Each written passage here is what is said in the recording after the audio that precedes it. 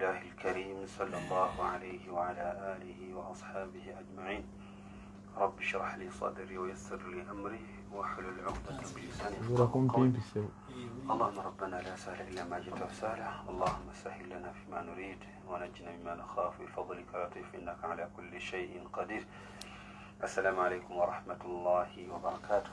عليكم السلام ورحمة الله وبركاته. Musanvu katonyezi mwenda likula iyo mutwabijo manyi duhuzi Sheikh Hussein Mwongi olunaku lwakubiri programu yaffe manya obusiraamu tuba n'ebituya bingi nnyo naddala ebikwatagana ku maali y'abasika era nti mbone mukadde wange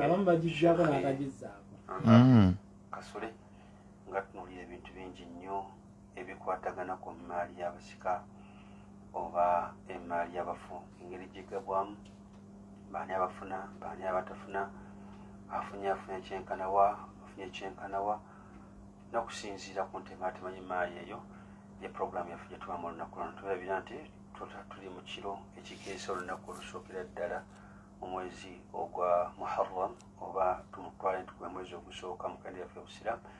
Ekitegeeza olunaku lw'enkya insha Allah abanga tuwadde obulamu tujja kubeera mu mwaka gwa 1445 Bukyanga Nabbi Muhammadin sallallahu alaihi wasallam asenka okuva e Makka n'agenda e Madina.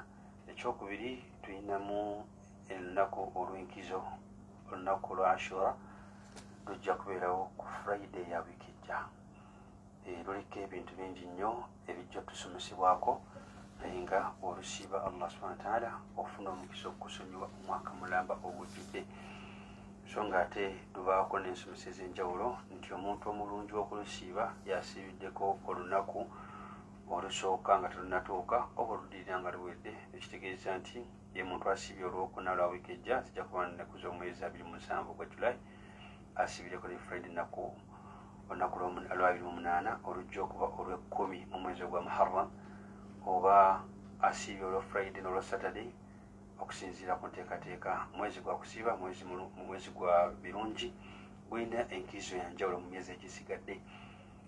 Mwezi gwa Allah subhanahu wa ta'ala era nga ennaku z'omwezi nga 3 Julaayi ate tujja okukwatagana ennaku zaffe enjeru nga 1 August ne 2 August ennaku zaffe enjeru.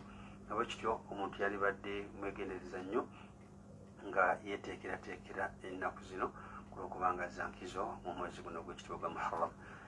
Nyongera okukolesaayo mwenna abadde emirimu gye mbaddemu tusaba Allah ekitiibwa byonna byatuwadde abiteeke mu baraka n'ekyo kiwagenze ng'okisuubira okifuna mu mbeera zonna n'otakikwasaganya. Nsaba Allah ekitiibwa mu bulungi bwe ne mu kugaba kwe abeere ng'akikusisinkanya olunaku ate olw'enkya oba n'okukikuwa kati okugaba kwa Allah kugazi. Ekyokubiri kyolina okumanya ng'omusiraamu واعلم أن ما أخطأك لم يكن ليصيبك. Kyotasobodde kufuna olunaku olwaleero yadde obadde okyagala nnyo tobadde wakituukako tekyakuwandiikibwako newandibadde okozesa amagezi mangi. Ekyo ayinza okitegeera baganda baffe abali mu mbeera z'amataka nti oteekawo embeera yonna efuna ssente ezo ku nkomerero omuntu n'agamba wano sisiimyewo tugende ewalala, ezo ssente tezimusuusuka so nga abadde azibaliddeko ensonga nnyingi. Ekyokubiri kyonaafuna nawe kibeera nga kiriddawa omumala n'okituukako. Tukozese nnyo fomula ya hadisi eyo nga tugikozesa mu mbeera za bulijjo. Osanga omuntu ng'ataagabe kintu oba akataagabe kakulyake n'agamba munange ensonyiwa naawe okimanyi riziki tewetakoona nga weetawetakoona ng'ogigamba munno naawe kiteeka ebirowoozo nti kyotafunye mwana wattu naawe kisooka okikirize riziki tewetakoona. Mukadde wange Sheikh Saleh Kigulu Ndabugerere sebo tukwebaza okubeera ku programu kooli ate era twongera okukubagiza wamu ne famire y'omulamazi yafiire Makka Haji Musa Kasimba. Tusaba Allah ekitiibwa famire Allah abeere nga agigumya wamu n'abamutwala. Tusaba Allah ekitiibwa abeere nga abagumya kuba si kyangu bingi byoyitamu ng'ofiiridde omulamazi. Tusaba Allah ekitiibwa amuwemu obulungi kubanga ye yafiiridde mu kifo kya kitiibwa.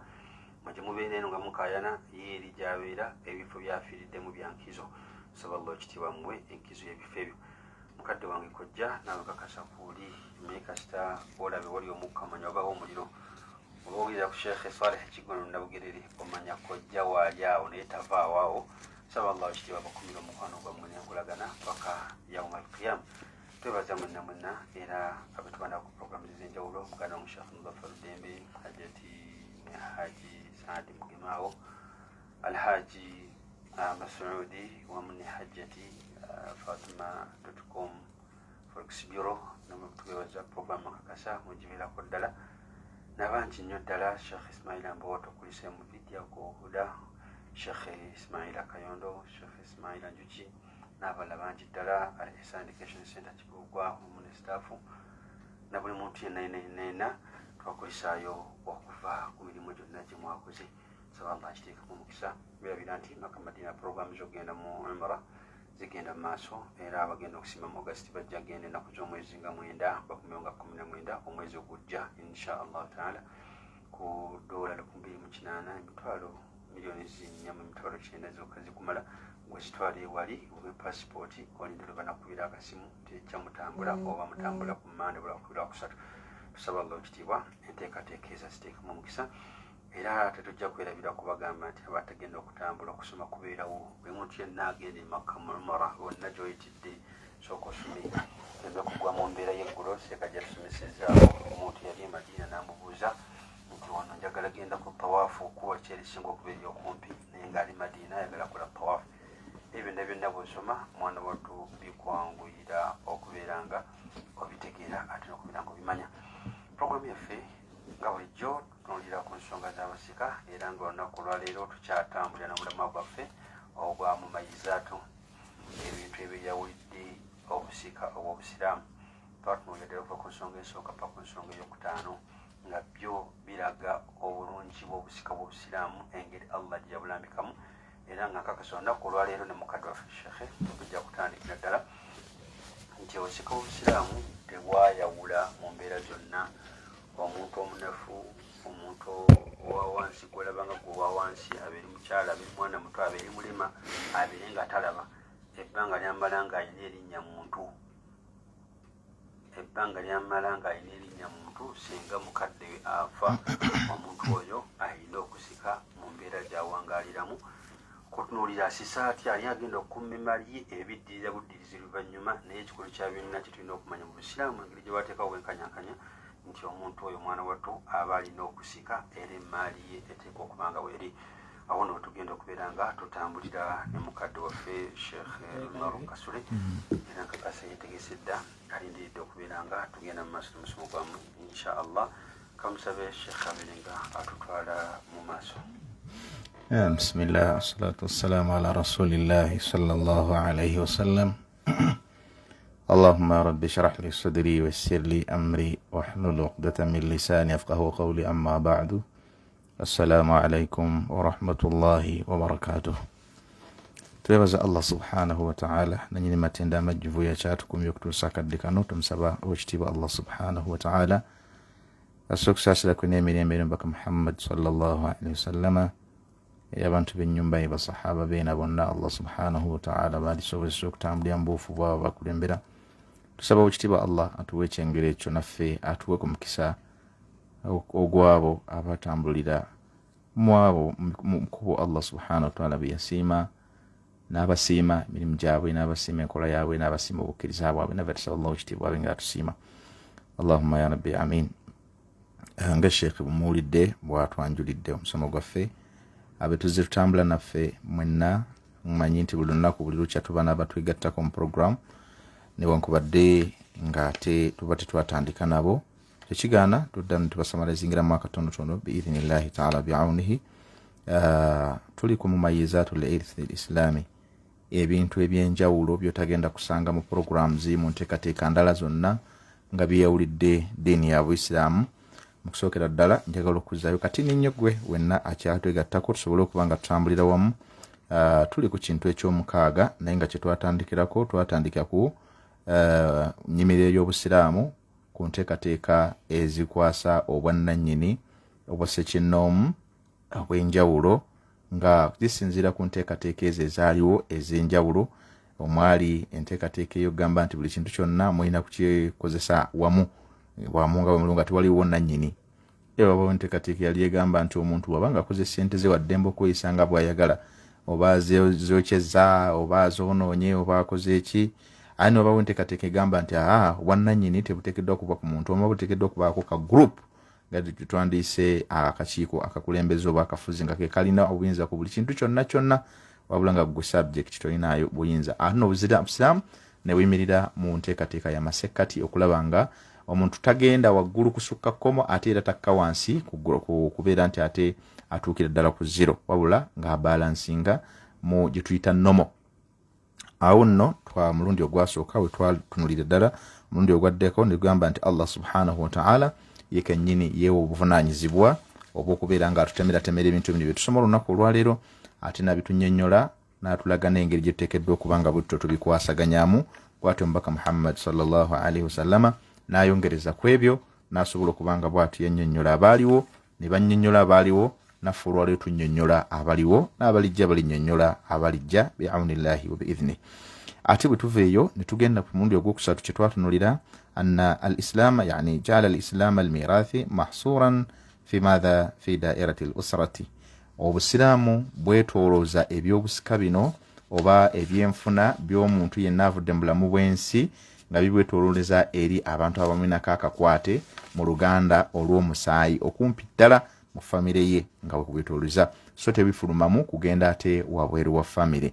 Ebyo netulabitunulira ne tulaba n'obulombolombo ne sides mmeka ezitunulirwa naddala omuntu singa bavudde mu bulamu obw'ensi. Muzo mwe twatunulira ne tulaba oluganda ddala luli lwennyini kasa olw'omusaayi, ne tunulira oluganda olugjawo olw'obuki olw'okufumbirwa n'okuwasa, ne tunulira oba olw'obufumbo, ne tunulira ate era enkola esobola okujjawo, enkwatagana esobola okujjawo wakati w'abantu ababiri singa omu abadde muddu ng'ate omulala abadde mukamaawe, nabeera nga mununudde okumujja mu buddu n'amuta n'amuddamu n'amuwa rights ze zonna. Ekyo nno mulhaqun bin nasabi nekiba nga kisembezebwa oba kigeraageranyizibwa okubeera tikisemberera okubeera oluganda luli olwannamaddala, nga naawe oli bwana kujja mu kkomera n'ogamba nti ddala mu butuufu oli wa luganda lwange wennyini wankubadde nga takuyinaako kakwate. Ekyo nno bwe tuvaayo twajja ne tutunulira ate era nidhamu al-mirathi al-islami, twatunulira enteekateeka y'obusiraamu ey'enjawulo nti bwageraageranya emigabo egy'enjawulo era ne gibiwa abantu ab'enjawulo abateekwa okuba nga bafuna mu maali y'omugenzi. Ekyo togenda kisanga olala wonna wabula mu nteekateeka eyo ya Allah subhanahu wa ta'ala ey'obusiraamu nti yagereka ebigero era n'abikwasa abo abateekeddwa okubifuna nga si byakwesooka ate si byakulowoolereza wabula kutuukiriza butuukiriza. Ekyokutaano twatunulira nidhamu al-islami au nidhamu al-mirath fi al-islami yuhawilu, enteekateeka y'obusiraamu eyina ebintu binyo, eyina ensonga ez'enjawulo ekyusakyusa obwannannyini nebujja mu mikono gino nebuzza mu mikono emirala ogutali gumu gwokka nga bannaffe bwe bakola. Tebalondobayo muntu omu mu famire kuba nti gwe bakwasa ebyobugagga oba okumuwa obuyinza obwenkomeredde okuba nti yalagira. Ekyo no twakitundira ku mulundi ogwoggwa nga yalagira yawa ebiragiro yakwegamba ya buli kimu, dictatorship yonna gye twandiise obwa nakyemalira ku bintu byonna. Mwananga obusiraamu tebukwasa muntu omu wabula buli omu bumuwa ebibye byateekeddwa okufuna mu maali y'omufu era ne bimuwa obuyinza okulaba nga asobola okweyisizaamu mu nneeyisa ennungi eya sharia nga bweba emutadde. Wabillahi tawfiq. Ate olunaku olwaleero insha Allah tugenda kubanga tutunuulira ku nidhamu al-mirathi al-islami. Agambye nti amila ala himayati al-mustad'afina min an-nisa'i wal-atfal. Ekyo mukadde waffe kyanyajuludde oba kyayanjudde ku ntandikwa. Obusiraamu Allah subhanahu wa ta'ala yateekawo enteekateeka ey'obusika ng'eno eriko okukuuma, eriko obukuumi eri abo abanafu, nga ekuuma abanafu munono nga mwe muli mina nisaa'i wal atfal, mwe muli abakyala, mwe muli abaana. Obunafu kuva dda ng'omukyala munafu n'olwaleero kubanga amaanyi g'omukyala tugageraageranya na musajja. Kuva edda nedda ng'abasajja bebagoba abakyala mu busika nga tebabakkiriza kubanga balina kye bafunye mu maali y'obusika. N'olwekyo bw'atyo Allah subhanahu wa ta'ala mu kulaalika amateeka gano n'abanga ya protectinga abakyala na protectinga n'abaana abo ababeera abanafu anti balina sse ewali abakulu. Wa auladihim, naga nti wa aulahu min ar-ri'aya, era Allah subhanahu wa ta'ala n'abawa priority ey'okubeera nga be bantu asookerwako ddala okubanga balabirirwa. nadda abantu abasookerwako ddala okubeera nga bateekeddwa okuba nga balabirira. Fajaala lilmar'ata nasiba, Allah subhanahu wa ta'ala n'ateekerawo omukyala omugabo fil irth, mu busika. Fal ummu wal bintu wazawja wal ukhtu, maama muwalawe ne mukyala w'omugenzi wamu ne mwannyina n'abalala wa ghayrahunna lahunna nasibun min mali almayyit, n'abalala abakyala abayingira mu kkowa eryo bonna Allah subhanahu wa ta'ala yabawa emigabo egyeyawulidde era emitongole eri abantu abo. Kyava tugamba nti yahfadhu hayatahunna wa karamatihinna wa yuhawwilu bainahunna wa baina dhalika alhaja walinzilaq fi mahawi arradhila. Ategeeza nti ensonga eyo Allah subhanahu wa ta'ala okugikola bw'atyo, agamba nti ekyo kibaweese ekitiibwa eri abaana ababawala, eri abakyala, okubanga nabo buli omu alinawo akantu ke akasobola okumutaasa, nka mutaasa mu mbeera ey'okuba nti bw'aba alina obwetaavu alina wasobola okujja. Wal kimutaasa okubeera nga inzilaq min mahawi radhila, n'obutabeeraawo ng'awankawanka n'amaliriza ng'ate agudde mu kinnya oba oliawo ekyobwononefu oba ekinnya ekyobuzibu ekyokubeera nti bw'anaabulira owajja ojja okulaba ng'agenze ku streeti, ojja okulaba ng'ate buli amwetaazi waddemba okumweyambisa n'amuwayo esiringi mutwalo, owulidde abwononefu ne bubeerawo ne butambulirawo, naye bw'aba nga alina kyalina Allah subhanahu wa ta'ala kyamuwadde asobola okuba nga munnanga atebenkerera ku ekyo n'abeera mutebenkevu era n'akuuma ensaaze mu mbeera efaanako bw'ekyo. Ntegeeza omukyala, ntegeeza omwana mu mbeera efaanako. Bw'anaaba mwana tajja kugenda kubba ng'ate already waliwo omugabo Allah subhanahu wa ta'ala gwe yamuwa okuva mu maali ya bukadde we, era bw'atyo n'aba nga yagufuna.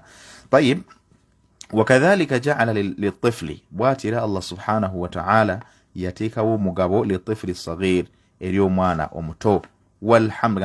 Walhamlu fi batni ummi, n'atakoma okwo ne fotas oba omwana akyali mu lubuto olwa nnyina, omwana tannazaalibwa, naye Allah subhanahu wa ta'ala n'amugerekera omugabo mithla alkabir, ng'ate omugabo ogwo tegwawukana na gwa mukulu gwafunye, gisigala gye gimusigama nti ono muto oli mukulu, ono muwala oba ono mulenzi, wabula buli omu afuna omugabo Allah subhanahu wa ta'ala nga bwe yagumuwa.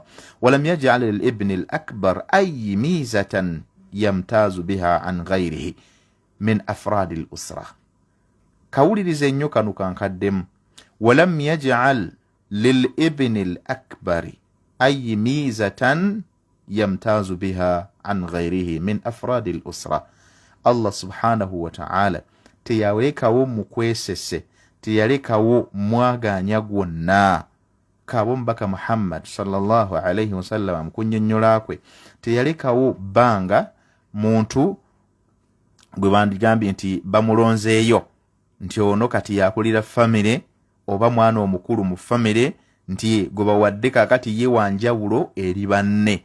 Nedda, kalla, taliwo, talina njawulo nti bamuwayo miiza y'enjawulo ye afuna omugabo gwe gubeera waggulu okusinga ku gy'abalala. Nedda, an ghayri min afradi al-usra, nti ye wanjawulo kakati n'olwekyo ebyobugagga byonna hafu yonna agenda gitwala, abasigadde mugabane ebisigadde. Ekyo mu Busiraamu tekiriyo, Allah subhanahu wa ta'ala teyakiteekawo, era teyassaawo njawulo yonna wakati we n'abaana basigadde, wakati we n'aba members ba family basigadde, ala khilaafi ma jarat alayhi ba'd an-nuzum, ate okwawukanako n'enteekateeka olwaliro ze tulina n'olwaliro abantu ze bakyagoberera, nga bakyagoberera nti mu family omuntu bw'afa omwana ono omu gwe bagenda okulondayo ye musika, ebisigadde byonna byonna yagenda okuba nga abinako obuki obuduumizi, nga ne bannyina ne bamaama be bonna aduumira baduumire mu mbeera efaanako bw'etyo. N'agamba nti min ja'ala al-mali kullihi libni al-akbar, kubanga bo kye bakola baddira emaali yonna ne bagiteeka ku mwana oyo omukulu gwe bagamba nti ye mukulu, oba musika. Wala shakka anna nidhama shari'ata al-islamiyati fi dhalika huwa ahaqqun wa a'dal wa arham nadharatan. Ate nno tetubaamu na kubuusakubuusa kwonna nti obusiraamu ate bwo bukyatuuka ku ekyo munnange bwagendera ddala wala mu mbeera y'okubeera nti bwenkanyankanya, mu bwenkanya wakati w'abaana bonna, wakati w'abo abateekeddwa okufuna emaali bonna, ne babeera nga Allah subhanahu wa ta'ala obw'olusaasizi obw'ekitiibwa obuyitiridde eri abantu abo, n'okubeera nga bw'atyo abantu abo yabatirawo emigabo egyo era ne bogenda okunulamu mu saidi y'obusiraamu ojja kulaba ndala butuufu obusiraamu ate bwo bwenkamunkamu tebulina bukendeevu min haithu anna sigara wannisaa awula birriaya kubanga abaana abato abakyali amabujje abatandaba kukula kwetegerera kubanga bafuna sanata at-tamyiz batuuka mu myaka egyawula monnange wamu wakadhalika nisa n'abakyala awula birriaya be bantu abasinga okubanga beetaavu nnyo okulabirirwa twandiyise ebikoko ebizungu byolina awaka ng'osobola okwefiiriza ekyokulya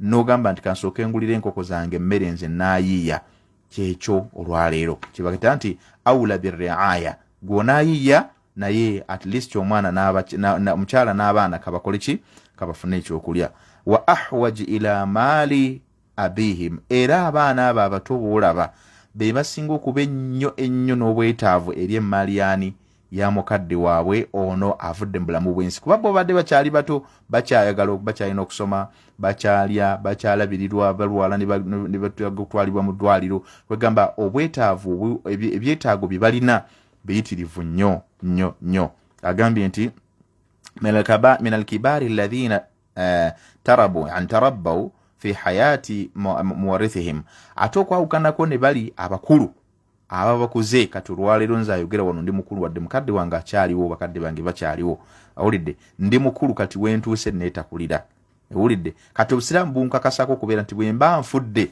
nina okusooka okutunulira ennyo abantu abeetaavu eriki eri obugagga oba eri emmaali eyo abataga okubanga ate munnange bagifuna nage nti kubanga lwaki ennani yani arubbitu nze nalabirirwa ebbanga lyonna okuva nga nkyali muto okutuuka no wentuuse fi hayati muwarithihim mu bulamu bwani bwabo abo abafu baabwe oba abalamu bebagala okubanga basikira munnange ojja kulaba nti ebiseera ebisinga bawangadde nabo nga bafuna obuyambi okuva eri abantu abo mu mbeera y'okubeera nga babwe babeera okutuuka bwe babatuuse nga batusobodde okubanga beetakulira naye ate waliwo abatannatuuka ku stage eyo bo oba mmwe we muli mulina okubatunuliramu wakad yakunu kad jamau min almaali ma yakfihim so nga tenze nyinza okuba ku stage wano wendi oba gwe ku stage gyoliko nga Allah subhanahu wa ta'ala aghnaka min fadli Allah akuwadde ebyobugagga olina buli kimu kye wandiyeetaaze Allah akuwadde olina au hasalu oba n'ofuna min wasaili lkasbi ma ya'manu hayatihim nembeera nga mufunye ebisobola okubamala ma yakfikum fi hayatihim ebisobola okubamala mu bulamu bwammwe ebibatebenkeza ebibawa obulamu obulungi obuli comfortable waj'alhum fi raghadin min al'aish nembeera comfortable mu bulamu bwammwe nga temulina temujula owulidde biaksi sigari ate okwawukanako n'obwana buli obuto kubanga bo tebunatandika kwetakulira tebumanyi na ssente kyeki wabula gwe omukulu akuzeeku gwe Allah akuwadde ate n'obeera nga abaana abo olina okubatunuliza eri sejjojo olabe nga basoma olabe nga abaana abo balabirirwa emmaali yayo basobole okugifuna kyekyo Allah subhanahu wa ta'ala kye yagenderera mu kulaalika emigabo nti emmaali bwegabanwa munnanga abantu abo emmaali yaabwe eteekeddwa okubakuumirwa esobole okubalabirira paka nabo banaatuuka mu myaka ate munnange ejawula bwe batyo ne basobola okubanga ati nabo bayingira mu bulamu bw'ensi ne basobola okubanga beetakulira y'ensonga eyo ey'omukaaga gye twatunuulidde ng'era tugamba nti Allah subhanahu wa ta'ala yatunuulira abaddu be ffe n'atunuulira n'alaba abanafu abalyazamanyizibwa mu bo n'abaterawo emigabo gye bateekeddwa okufuna nga gya tteeka gya buwaze oyagala toyagala omuli abakyala n'abaana abato hatta aljanin wadde n'omwana ali mu lubuto the womb of the mother fetus in the womb of its mother omwana kyali mu lubuto lwa nnyina bw'atyo Allah subhanahu wa ta'ala naye n'amuterawo ate munnange akaki omukwesese oba n'amuterawo ate omutemwa gwasekeddwa okubanga afuna gumuyambeko ku nkula y'obulamu bwe ensonga gye tugenda okutunulako endala y'ensonga ey'omusanvu ensonga eno ey'omusanvu egamba etya egamba nti ja'ala al-islamu zawjiyya as-sahiha min asbabi al-irth Allah subhanahu wa ta'ala owekitiibwa yafuula obufumbo obutuufu obutukuvu min asbabi al-irth n'abuteeka mu nsonga ezisobola okubeera nga ziviirako abantu ababiri omwami n'omukyala okubanga basobola okusikiragana ti omwami bw'aba afudde omukyala ng'alina omutemwa Allah subhanahu wa ta'ala gwe yamuwa mu maali ya mwami we ate omwami naye bw'ati bw'aba afudde nga naye omukyala naye asobola okufuna omutemwa mu maali ya bba. Bw'ati Allah subhanahu wa ta'ala yabigereka. Omwami asikira mukyala we singa mukyala aba avudde mulamu bwensi, wakadhalika n'omukyala n'aba ng'asikira bba singa bba aba avudde mulamu bwensi. Nga buli omu Allah subhanahu wa ta'ala yamuwa omugabo nga bwe tujja okulaba nga tugituuseeko mu kugitematema okumanya butya Allah subhanahu wa ta'ala bwe yagigabira n'agigabanya abantu abo. Nolwekyo fazawja yarithu min zawjiha wazawju yarithu min zawjihi wa fi dhalika ihtiraman liribatati zawjiyya. Nga Allah subhanahu wa ta'ala kyagenderera mwekyo okubeera nga ataddewo obusika wakati waabo mbiriri omwami n'omukyala, ihtiraman liribatati zawjiyya, kubeera nga endagaano ey'obufumbo akaguwakana ak'obufumbo Allah subhanahu wa ta'ala ke yabasaasira ne batuukako bombiriri, munnange kaweebwa ekitiibwa, kaba kankizo nnyo n'okwongera okukuumibwa obutazanyirwako ng'ensangi zino olwaleero olw'abantu obutamanya busiraamu butya bwe butambula. Watakwiyatu awasiriha, n'okulaba nti enkwatagana ebeera nga y'amaanyi nnyo ddala, hatta tu'ti thimariha, okutuusiza ddala tunaafuna ebibala byabo, ebibala by'obufumbo. Ensonga lwaki omuntu aba afumbiddwa okusobola okubanga bw'atyo afuna ebibala by'obufumbo ebingi ennyo by'otasobola kubeera nga bw'otyo obyogerako okubimalayo. Wa fi dhalika kyava agamba watadhaharu almawaddata warrahma, obonno munnange okwagala okuyitirivu nnyo, omukwano ogw'ekimmemmete wakati waabo mbiriri, wamu n'okusaasirigana wakati w'omwami n'omukyala, wattaatufi n'obukwata mpola wakati waabo mbiriri, baina zawjaini, wakati waabo mbiriri omwami n'omukyala, buli omu okusobola okubanga bw'atyo asobola okulabirira munne era ng'amulabira ddala nga ekyomuwendo kye ekyebbeeyi gy'ali mu mbeera efaanako bwetyo. Kyovola nga Allah subhanahu wa ta'ala bw'atyo yateekawo enkola ey'obusika wakati w'abantu abo ababiri, omwami n'omukyala. Eyo n'ensonga bwetyo nayo bwetyo bweri, eyo nayo ensonga eviiriddeko obusika. So bw'obanga olina mukyala wo ng'omulina mu mateeka matuufu, tugambye azawjiyatu sahiha, yani nikahu sahih, obufumbo obutukuvu ddala obwo bwajjula empagi zaabo n'ebyetteeka byabo mu mbeera efaanako bwetyo. N'olwekyo mutukuze obufumbo bwammwe ababulimu, kubanga muyinza okubanga muli mu kawundo kakubye eddirisa, munnaye kawundo kakubye eddirisa oyo bw'ofa, omwami bw'afa, gwe omukyala tolina mugabo gwonna gw'ofuna, wadde abaana bo tebalinayo mugabo guli asalan gwe bafuna, gwe abaana bo kubeera sigala babo gwe omukyala. Era kyekimu naawe gwe yeeyita bba w'omukyala oyo, naawe tolina kufuna poteya, byonna biba bigenze, tewali. Owulidde, omukyala talina kyakufunako, abaana tebalina kyebafunako, naawe tolina kyofunayo. Byonna mulinga abazannyi kuzannyira buzannyizi mu mpewo mbeera efaanako bwetyo. N'olwekyo tugende tutukuze obufumbo bwaffe, tubeere nga tutambulira mu mateeka go Allah subhanahu wa ta'ala gatwagala muge malungi. Kikwewunyisa nti omuntu alekawo kaswiti already akali covered, kaswiti kali covered bulungi nnyo ng'okalaba naawe kali sealed, kali wali, n'okwata kana akagudde mu ttaka akaliko n'obuwuka. Abantu bwe bulamu bwe basinga okwagala okutambuliramu ne balekera ate obulamu obulungi Allah subhanahu wa ta'ala bw'aba bawadde biidhnillahi ta'ala. N'olwekyo ensonga endala ey'omunaana nga yesembayo agambye nti nidhamu al-islam, nidhamu al-mirath fi al-islami ja'ala al-hajata asasa, yani ja'ala al-islam mu nteekateeka y'obusiraamu, nidhamu al-mirath al-islami, enteekateeka y'obusika bw'eddiini y'obuyisiraamu, ja'ala al-hajata asasa at-tafaduli fi al-mirath, bwafuula ensonga y'obwetaavu obubeerawo wakati w'abasika, omwami, omukyala, abaana, bajjajja n'abasigadde bonna abayinza okuyingira mu kkowa eryo. Obwetaavu abantu abo babeera nabwo, ensonga y'obusiraamu oba enteekateeka y'obusiraamu kwe yasinziira okugereka Allah subhanahu wa ta'ala watu kwe yasinziira okugereka emigabo egiri mu Qur'ani y'ekitiibwa. N'olwekyo era ne tuba nga ojja kulaba nti buli omu ojja kulaba nti waliwo emigabo nti onaafuna guno nga tebenkanangana okusinziira ku bwetaavu obuliwo. Yes, naye nga kwenkana bwe bwenkamunkamu ddala, kubanga lwaki? Nja kuwa ekizampo gwawuliriza. Abaana bo babiri, omu asomera Kampala mukadde, oba kali omu asomera wano ku Sir Apollo Kaggwa, omulala ali ku Dar es Salaam eri Saidi ze Masuulita. Abaana abo buli nnaku bw'obanga obawa transport nga bagenda ewantu eyo nga buli omu bagenda ne bakomawo. abaana abo sikakasa nti bw'obanga otodde 1,000 ono wa Kampala mukadde oba 2,000 nga z'omuwadde nowe masuulita z'onaamuwa tekisoboka. Kati obwenkanya bwe buliwa owa masuulita kwe kumuwa emitwalo oba mutwalo oba mitwalo 2 nga gye gigenda omutwala gimukomyewo n'okudda n'okulyako byonna. Ate ono waawo nojja kumuwa 15,000. Hadha huwa al-adl, bwe bwenkanya. Omwami n'omukyala, omwami alina abakyala babiri. Sangereze ku Sheikh Kakeeto hafadhakallahu ya rabbi.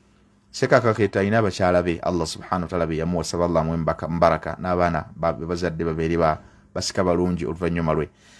Abaana abo naam ne bakyala baabo mukakasa nti waliwo yasooka mu ddya ne waliwo eyaddako oboolyawo wabillahi tawfiq. Naye abajja kulaba nti namba emu alina abaana abasukka kuba namba 2. Ayinza okuba alina abaana 7 olinga alina abaana 3. Sheikh Kakeeto bona abo ogenda okujja okugula ennyama ewa Sumayya. Sikakasa nti wa Sumayya bona agirwayo kilo emu alina abaana 5 oba 7. Kilo emu era gy'ogenda okugula ewaani ewa Shamsa owulidde ow'abaana 2 nedda tekisoboka. Obudo laisa hadha adil, obo si bwenkanya. Lwaki? Kubanga eri waliyo abantu abasukka ku baana abeeno. Obwenkanya bwe buliwako okuwa bali ekibamala ne bano bawe ekibamala. Hadha huwa al-adil bi'aunillahi wa bi'idhni. Newankubadde nga kisobola okubanga kye kimu nti nyama naye ekipimo kisobola okwawukana. Tayyib, ekyo bwe kityo bwe kiri. N'olwekyo obusiraamu bwatyo Allah subhanahu wa ta'ala naye bwe yagereka emigabo gino okusobola okugiwa abo abateekeddwa okubanga bagifuna ng'asinziira ku ki? Ku bwetaavu eri abantu bano bwe beetaaga. Walihadha ja'ala nasiba binti nisfa nasiba akhiha adh-dhakar. Yensonga lwaki olaba nti Allah subhanahu wa ta'ala yaddira omugabo gw'omwana omuwala gwafuna nga ye hafu y'omugabo gw'omwana omulenzi. Kyenkugereza wali bona atunuulira olugendo bonna lwe bakwata lwanjawulo. Abasinga obungi abavaayo ne bagamba mu Busiraamu si bwenkanya. N'olaba n'Omusiraamu avaayo n'agamba nti Obusiraamu tebuli feya. Ky'oba otegeeza oba tokimanyi kubanga kuba kuvuma Allah na kuva mu ddiini. Awulidde nkugereze engendo ezo zombiriri. Omwana omuwala olugendo lwakwata lwe lumu n'omwana omulenzi gwe bw'otula wansi n'ofumintiriza nga tunaba kugenda direct into deep nga tugenze nnyo mateeka ga sharia. Njagala osooka okozesa dalilu aqli, amagezi amazaali, amagezi agafumintiriza. Geraageranya abaana bo bazadde bombiriri bw'obanga balina nga Allah akuwadde barakallahu fihim.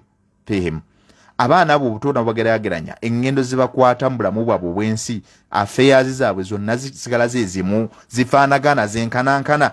Bw'oba olaba nga ddala mutuufu Allah subhanahu wa ta'ala tali feya mu mbeera efaanako bw'etyo.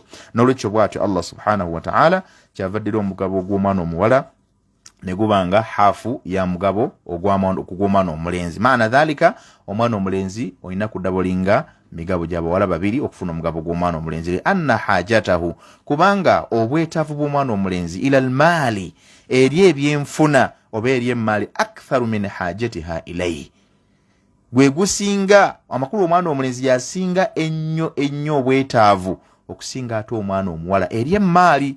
Lwaki? wa mutalibun lihayati wa tabaatiha, n'okuba nti omwana omulenzi ono akula anoonya bulamu na biki ebibutambuza. Binisbatin ilayhi, nga byonna byesigamidde ku ssente. Aktharu minha binisbati lilbinti, okusingako ate omwana omuwala, okusingako omwana omuwala. Fahiya la tukallaf fi lhayati bibadi ma yukallafu bihi akhuha. Omwana omuwala niwe mbawaka abasiga bawangala waka mukyawangala ne bannyinammwe. Gwoluza obuvunaanyizibwa gwe omulenzi oba omusajja bw'otuukiriza mu maka ewammwe nga waliyo bannyoko gye bali bwe buno wa bannyinammwe. Gwe olwaleero oyinza okudda eka ng'okimanyi maama talina mmere, okimanyi taata tali bwati, mu mbeera efaanako bw'etyo. Omwana omuwala kyatajja kulowooza kubanga ye atwala okubeera nti one ali mu bufumbo. Bw'aba akikoze fabiha wa ni'ma, naye nga aslan ekyo kiri naddera tojja kukisanga, si nti bujja kusanga buli wamu. Naye nga aslan omwana omuwala talina buvunaanyizibwa bwamuteekebwako nti ateekeddwa okugenda anoonye abeeko baalabirira. Kalla bwe kiba kizzeewo mu mbeera kijjawo mu mbeera etasobola kuba gandibwa nti oba weeri mu society mu mbeera efaanako bwe. Naye nga ekyo bwe bubumba bw'omwana omuwala. N'agamba nti fanafaqatiha ala abiha ma damat fi baitihi, omwana omuwala ng'akyali waka gwe taata mpuliriza, naawe omwana omuwala mpuliriza akyali ewaka, buvunaanyizibwa bwa kitaawo okukulabirira nga ne bweba paadi nga yateekeddwa okugigula. Hakala buvunaanyizibwa bwa taata okutoola ssente, era taata ayina ebbanga buli mwezi at least bw'obanga Allah amugabirire, osaba Allah atugabirire, ng'otoolayo ssente ne bwe giba 5,000 ne giba 10,000 ala hasabi yani qadrik au kudratik, okusinziira ku busobozi bwe, n'atoola naawe ku baana be n'abawaayo, babawadde 5,500 oba 2,200, ezo ziba za mwana muwala yamanyi ssente kyazikozesa. Kulema kuwankawanka na butaga obuulyawo mu kinnya kyaboononefu, kinnya obuyinza kijjo mutula ekinafula ate mu mbeera enzibu ddala n'obutawankawanka.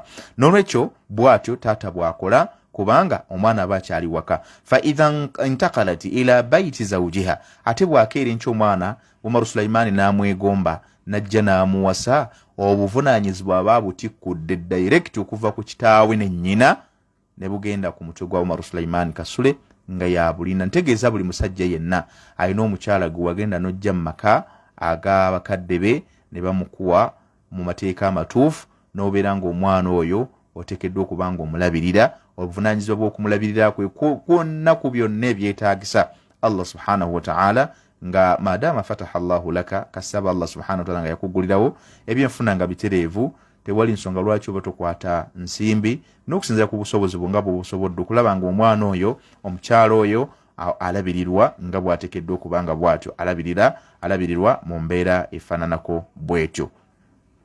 Wahakadha naraha makfulatan nafaqa, bw'etyo bwe tulaba omukyala nga alabirirwa bulabirirwa fi jamii marahili hayatiha, mu mbeera mu steps z'obulamu bwe bwonna, mu mitendera gy'obulamu bwe bwonna mwayita alabirirwa bulabirirwa bw'atyo. Olaba ne bw'abanga Allah ageze n'ava mu bufumbo n'abanga azziwaka, era bannyina ffe twakulanga batugamba ti bannyina mmwe bagenda kusumbuwa mmwe, naawe ali kuno okiwulira mwannyoko bw'ava mu bufumbo era asigala gwe buraza gy'oli yonna gw'oteekeddwa okubeera oli concerned okulaba nga mukyala mwannyoko abeera mu mbeera ennungi, oba okuddamu n'afumbira oba okumufunira ekyokukola, naye ng'era gwe omusazi entotto. Obuvunaanyizibwa Allah ow'ekitiibwa yabututikka ng'abasajja, tuteekeddwa okubanga bwettu natahammalha, tubukola ki, tubwetiga.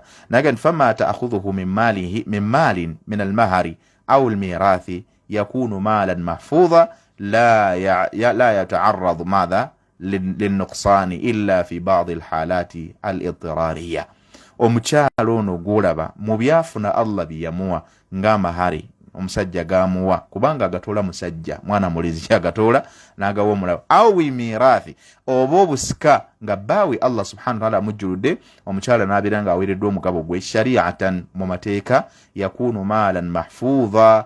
Omukyala baziyita za kikazi nga bwe mugamba, ebyo biba bya mukyala, maala mahfudha, maali ye yagyekuumira nga bw'aba ayagadde, la yata'arradu linnuqsan, tesobola kubanga ekendezebwa, terina kigikendeeza, illa fi ba'di alhalati al-idtirariyya, okujjako nga wazzeewo embeera oba oliawo eyakanyigo eteebereka, unavoidable circumstances eziyinza okubanga ziddirira omukyalo ono kubanga zimuleetera okukendeeza ku kasente ke, naye tiri agenda mubuuza ti kakati wafunye amahari, kakati njagala naawe obeere ng'owa emmere. Era abasajja mulimu abasajja abamu agati nakuwadde amahari, kati lwaki togula emmere ewaka? Ati mahari kigoba wamuwaddaawo, wamuwadde mahari ku muguwa buvunaanyizibwa kubeera nga alabirira maka. Awulidde, emmali y'omukyala tekendeezebwa okuleka mu mbeera eyakanyigo ye nga ye eyinza okumutuukako esobola okumuleeta okukwata ku nsimbi zo. Kuba olaba ne bw'omuwadde amahari era osigala ogula ebizigo n'emmere n'ogigula awaka, buli kimu ekyetaagisa awaka n'okikola, totunuulira ssente ze. Wa min hadha almuntaliq, n'olwekyo olw'ensonga eyo gye tunnyonnyodde, ja'ala al-islam nasiba ibn al-mayyit akthar min nasibi abihi. Waatyo Allah subhanahu wa ta'ala yaddira omugabo gw'omwana w'omugenzi. Omwana w'omugenzi yaliwa, mathalan ana mitu, nvudde mu bulamu bw'ensi, li ibnan, nina abaana bange babiri abalenzi, nina taata wange ne ummi ne maama wange hafadhahum Allah wa hadahum ala sirati almustaqim. Allah subhanahu wa ta'ala bakuumira abalungamye ekkubo eggolokofu. Owaye nina abakadde bange abo babiri, nina n'abaana bange, gobadde okimanyi nti nze bwe nva mbulamu obwensi Allah subhanahu wa ta'ala yaddira omugabo omunene ogw'emmaali yange nga mwana wange baana bange balenzi bateekeddwa abaana bange abawala n'abalenzi kwanze nina balenzi ti abaana bange bateekeddwa okubanga bagifuna okusinga ku taata ne maama bye bafuna bw'atyo ye Allah subhanahu wa ta'ala. Lwaki? olw'obwetaavu obuliwo eri abaana bano. لأن الابن يستقبل الحياة فهو أحوج إلى مال الميت من أبيه. kubanga omwana ono akyakula mwetaavu nnyo eri ensimbi, mwetaavu nnyo eri ebyobugagga bya kitaawe okusinga ate jjajjaawe abadde taata wa taatawe. faljaddu ye jjajjaawe asbaha min nihayati umrihi, yagenderedde enjuba emugolooberako kaseera konna avaawo mu bulamu bw'ensi. فليس له من مطالبة يعني مطالب الحياة كما للابن. يتينا kyakyanoonya nnyo mu nsi mu byabulamu bwansi ng'ate omwana omulenzi akyalina okuwasa, akyalina okuzimba, akyalina okukola bino, akyalina okukola biri, akyalina okwetereza. Kyovula babamu bakyali eyagamba nkyapangisa mala kuzimba mala kola biki, naye no nazimba ddi muganda wange? Bw'obanga osobola okufuna eziriisa omukyala, osobola okufuna ezipangisa, genda opangise. fabiha wa ni'ma. Allah kuwadde akusidula eddala mu ekyo, ebisigadde musabe onaabikola ng'omaze okuwasa. wabillahi tawfiq. nage nti wala hajatan lahu bilmaali illa bilmiqdaari alladhi yahfadhu alayhi shakhsiyatahu au shaykhukatihi. taatu ono oba jjajja munnange ye takyalinayo nnyo kyamaanyi kye yeetaaga okuleka ekyo ekimubeesabeesa okumubeezaawo obulamu bwe mu mbeera y'obukadde bwe. afunye ekyokulya, afunye ekyokunywa, khalas ye bw'alya n'anywa tayetaaga, tayagala mmotoka kubanga yeesiibira waka kulaba bayitawo, kubeera n'abazzukulu, kutuulako awo. kyekyo kyasigaza, takyagenda nti ngenze mu kibuga, ngenze kuyiriba, ngenze kukola bwenti nga bibagamba. nedda, yatuulaawo kubeera nga akola mirimu gye. agenti wayamanuhu min adhilli lihaja. ate era kimutaasaako kubeera nga bw'atyo tasobola kubeera nga ate okwagala kuno kw'abaalina oba obwetaavu bw'abaalina busobola okuba nga ate bumutuusa ewanyomoofu. nedda, hina dhaafahu wa adima kuduratihi, kubanga mu kaseera kaba atuuseemu munnange kaba ka bunafu nga takyasobola kwekolerera, takyasobola kugenda ku mirimu, wabula ng'aliwo kubeera nga naye alya buli. bikhilaafi al abna alladhina tastaqbiluhum alhayatu, okwawukana kati n'abaana bano bo obulamu bwe bwaba bwolekedde bimaadha bimutatallabatiha almutaaddida, olw'ebyo obulamu bwe byetaaga obungi ebingi ebiyitiridde ebijja byeyongerako enkya n'eggulo. ate ofunye emmotoka, ate kati omukyala gwogenda okuwasa bagamba olina kusooka kuba na mmotoka, ate kati olina kufuna kino, olina okunoonya amahale, ate kati baasabye tulera bbiri ez'ebintu ewaabwe w'omukyala, ate tulina okusooka okuzimba. byonna ebyo ala maadha ala rasi al ibn, biri kujju ya mwana mulenzi. agambye nti waturhiquhum bitakalifiha albahidha, era ojja kulaba n'ebintu byonna badeni yonna obuzibu bwonna obwolekedde omwana omulenzi ono okulaba ng'ayimirizaawo obulamu busigadde era buli kujjuye mu mbeera efaanako bwetyo. fahadhihi almawarithi au almirathi ja'alat an-nizam almirathi alislami huwa an-nizam madha al-amthali baina al-anzimati al-mukhtalifa. ekyo no kyekifula obusiraamu buno okuba nti bwanjawulo wakati w'enteekateeka zonna zogenda ziri ku mwaliro gw'ensi n'okwetoola ensi yonna, ng'okubeera nga ziri yeri ku mazima n'okuba nga tenne nkamu min jamii nawahi, mu sides zonna, mu nteekateeka zonna al ijtimaiya ez'obuwangazi bwaffe mu society yaffe, socialism wal iqtisadiya, ne mu byensuulagana oba mu bya bizinensi. yahfadhu haqqa kulli tarafin duna madha duna ifratin, ekuuma buli haqqi ya buli muntu, buli right ya buli omu nga tesusse kkomo wadde okugikendeezaako. wakaifa la yakunu kadhalika wahuwa shariatu rabbil alamin, butya bweyinza okuba nga si yeyo okubeera nti yeekuuma ebyo byonna ng'ate ge mateeka ga Allah subhanahu wa ta'ala jalla jalaaluhu. n'olwekyo njagala okutegeeza gwe wenna agenda mu maaso n'okuba nga ate otuwuliriza ebigambo byonna nga bwe mbikugambye.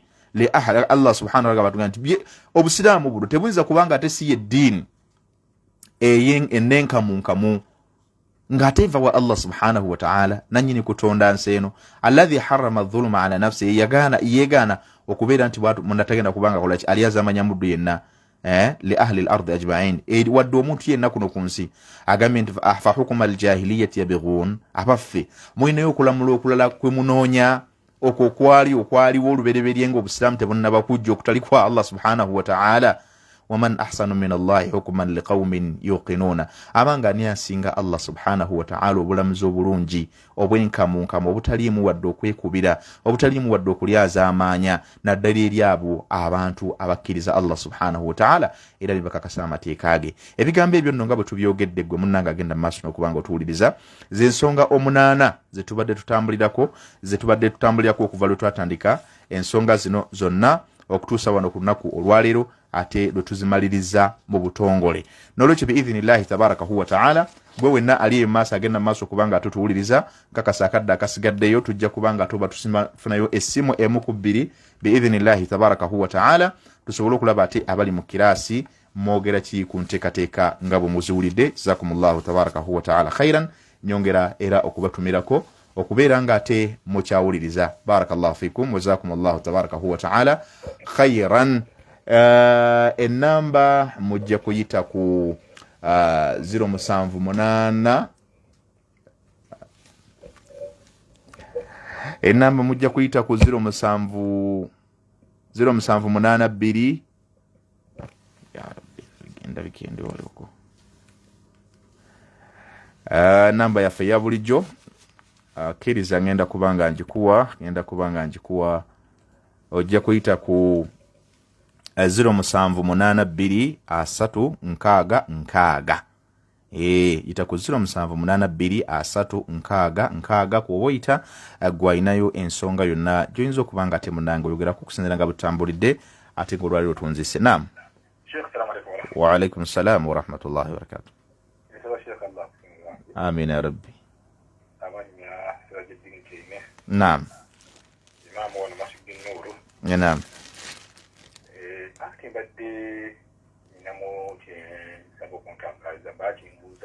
Naam. طيب. Olinga agamba kisinga ngende wa taata we. Nanga taata ebira sinyangu. Yangu mulenzi kwa yimugezi yakibuze. Naam. Na mugamba mpaka yoli nawo vako katigezenga aina ya kasente wakakalu. Naam. Kutunda kyatonze. Naam. Ngane dona kasente. Omulenzi ngaabuuza nti akkirizibwa okikolo bakiba kirinya abatugidde bakadde kusaba anti ekibuzo tekirikirya kusaba yabusika kusaba kumuyambako soko kunwadha kirugeze taina sente mzee kalwatu mugano kuba mpayo kunte oba tunde tule kushino mpenge n'entandike n'ebira barakallahu fi afikum. Naam. Amin ya rabbi. Tugenda kukiddamu insha Allah.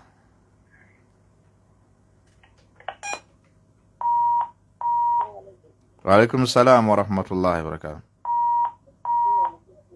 Ese nawe je baliko? Mwajuma nsanyisa okuwuliza.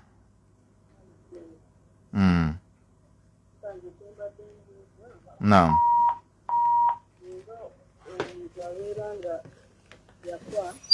Naam.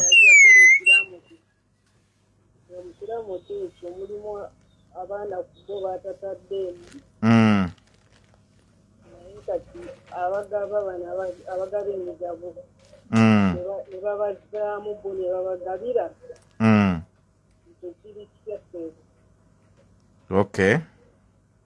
Kati njagala kubuzaako nga tonnavaako.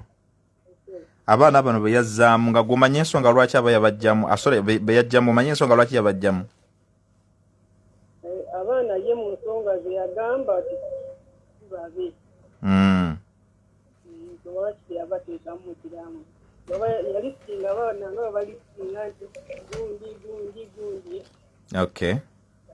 N'atateekamu abamu ku baana abo. Naam.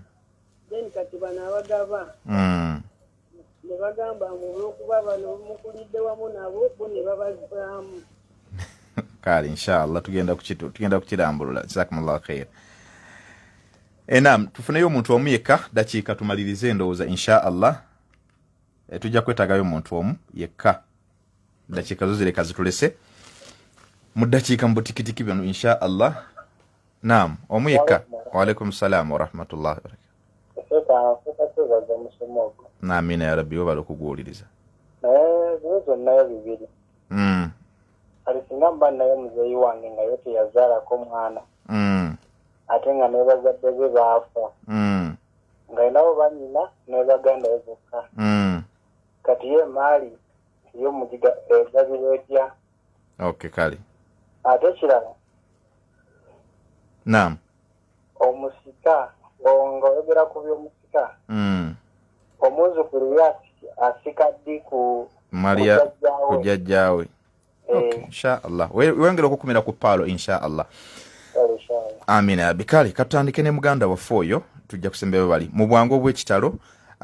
Omuntu yenna bwafa omuntu kizibu nnyo okufa nga talinaawo babe. Abasika bano bali mu mitendera abaana nga bebasooka abakadde ne kuddaka omu ku bafumba ababiri be basika batu batambula. So abaana bebatabaawo abaana n'abakadde bajja mulundi gumu wamu n'abafumbo singa wabaawo omukubo ye priority esooka bwe batabaawo then abooluganda ne bajja then abalala ne baddako mu mitendera bw'ekityo. Then abazzukulu bali mu muterera gw'abaana batambulira mu baana mu layini y'abaana kuba abaana omwana watabaawo then ayinza okuba ng'aleka omwana we omuzzukulu gwe mutendera gw'abaana hakadha. Ekyo ndabika nkimaliriza bwe nti. Ekyokubiri muganda imaamu abuuzizza ekibuuzo omwana okugenda ewa mukadda we n'amusaba ku bintu. Kirimu engeri bbiri wakuba nti imaamu kibiseeko omwana okujja ewa mukadde n'amugamba taata nze munnange bampe nasomako katabo ke bayita Prodigal Son nali nkyasoma oluzungu nali nkyasoma primary mu luzungu. Prodigal Son omwana yajja n'asaba ku kitaawe ku by'obusika. Kitaawe tekali kabasiraamu kitaawe n'amuwa era bwe yamuwa ebyobugagga by'omwana n'agenda n'azanya n'akola ki neyeyagala n'akyakala byonna n'abitunda ne biggwawo ate n'akomawo eri taata we. Kakati omwana asobola okujja eri mukadde we ng'ayagala bw'aba azze kumuyamba mu ttalo lyakuyamba ffenna tujjire okuyambibwa eri bakadde baffe ate bakadde baffe tuba tuzze okuba nga tuyamba tiwali kubo ddala kubanga bye batwanguyira bye batulinako okulumirira byomanyi embeera yaffe yasobola okukwatira ku kizibu ky'olina n'osobola kukivunduka. Ate ono omwana okubanga ng'azze kubanga ate asaba mukadde we kubanga ate amuwa ku byabusika ekyo si kyamumpisa teri kyabusika kibagaba mu bulamu ebyobusika bibaawo ng'omuntu afudde. Ekyo nendabika nga bwento imaamu bwetu bwenkiwunzise kansembyeyo ne munnaffe ono agamba nti oli yayingizaamu abaana mu lulyo lwoli nga amaze okuba nga afa nga alina abaana bajjeemu banange ensonga ezo tuzirambikenga bulungi ninako wenakisanga naye ate baali bakirambula bulungi omusajja ye yassaamu ne bakikanyako n'omukyala we naye ng'abaana baali tebakimanyi nga bakulidde wamu naye nga maama ne taata be baali bakyemanyidde naye mu kiraamu kye yawandiika n'akiwa mukulu we ne baba bamazima nekituukirizibwa. Kati oli bw'aba nga ajjeemu abaana nga waliwo proof eraga nti si babe mu mbeera efaanako bw'etyo tutuula wansi ne tukkaanya n'abo abakadde ababa baliwo tusobola okukirongoosa mu mbeera efaanako bw'etyo. Kyetaaga kirimu endaba ey'enjawulo kigazi tetuyinza kuba nga tukikomeka bw'ekyo naye kyetaaga okuba nga bw'ekyo kirondoolwa mu mbeera efaananako bw'etyo. Mu bufunze byebibuuzo bitusobodde okuba nga ate tuddamu olunaku olwaleero mukkirize insha allah tuwunzikirawo olunaku olwaleero tusinkana ate gye bujja bi'aunillahi wa bi'idhnihi. Salaamu alaikum wa rahmatullahi ta'ala wa barakatuh.